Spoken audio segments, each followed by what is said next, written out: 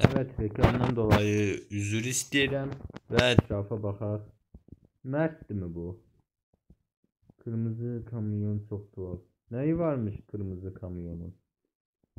Özü de bu grafikler bir derdi.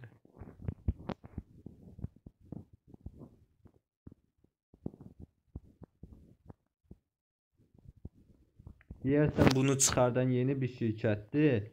Ama takdir ettim bu arada. En azından oyunlarını çıkardık da. Terasa çıktık. Bu nerede indi? Ne kalacağım ben burada?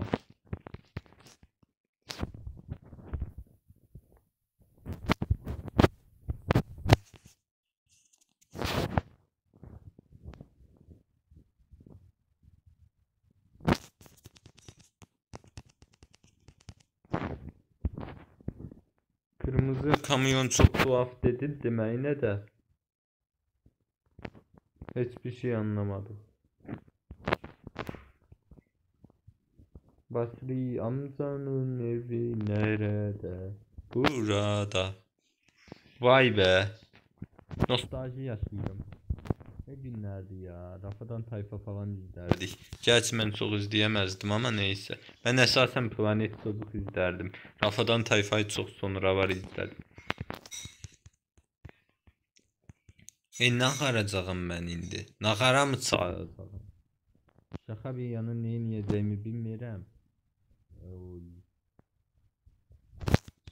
Bu oyunu tövsiyə edənə təşəkkür edirəm ama oyunu çözməm gərəkir. Oyunda nədə səhv etdiyimi də desəniz yaxşı olacaq. Bir dəqiqə. Haraya?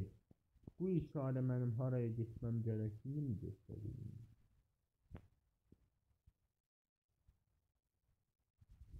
Terasa çıkacağım yani.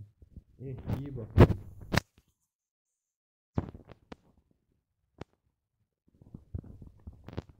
Ne yiyeceğim? Burada çay mı içeceğim?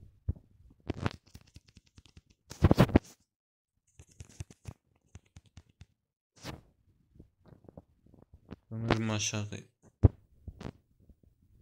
Burası evde. Sanırım burası ancak evi gösterir. Burası futbol sahası. Şimdi düzenlenmiş oyun alanı.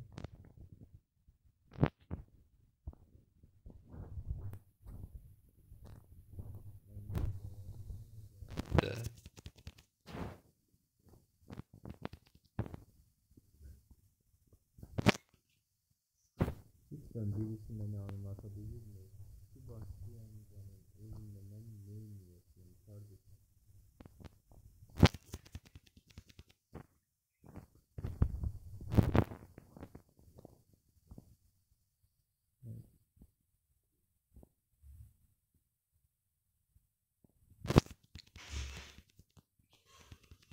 Bu eve necə girəcəyimi də birisi anlatsa iyi olurdu da.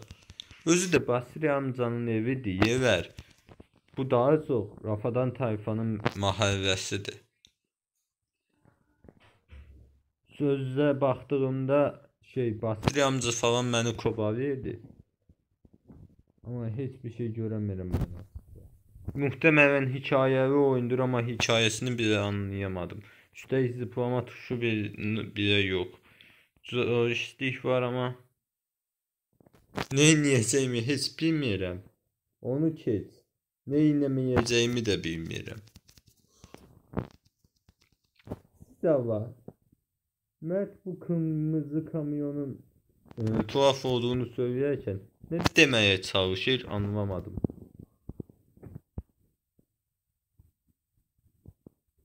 Evler güzel bu arada. Ayrıyeten de Rafadan Tayfanın güzel bir grafik olarak muhtemelen yeni oyundur diye bir şey demeyeceğim, yeni bir geliştiricidir diye. Ayrıca onu da belirteyim, ben bu derecede bir oyunu güzel bir piyasaya çıkartmadım. Yani dolayısıyla bu mesele hakkında çok danışma hakkında da sahip değilim. Her neyse, her şey bir yana, ben ne yiyeceğimi bilmiyorum. Bu nerede?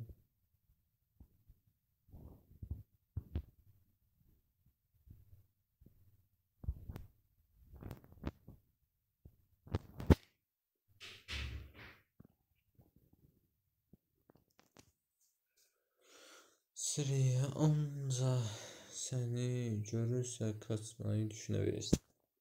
Allah Allah. Basri amcanın karşısında durup say mı içəsiyəm? Onu mən də məncə başa düşərəm. Yani mən o qədər beyinsizəm mi?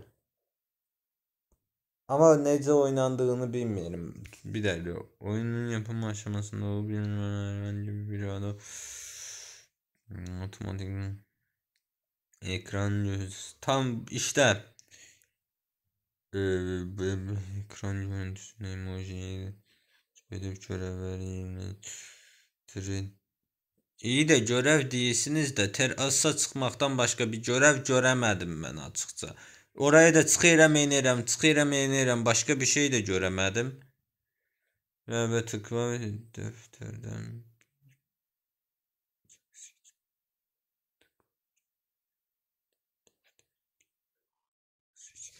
Bu nedir? Ayda ben bunu çətin ki oynayaram. Neyse bu kadar olsun. Məndən bu kadar olsun. Görüşək, özünüzə yaxşı baxın. Mən gedirəm indirik.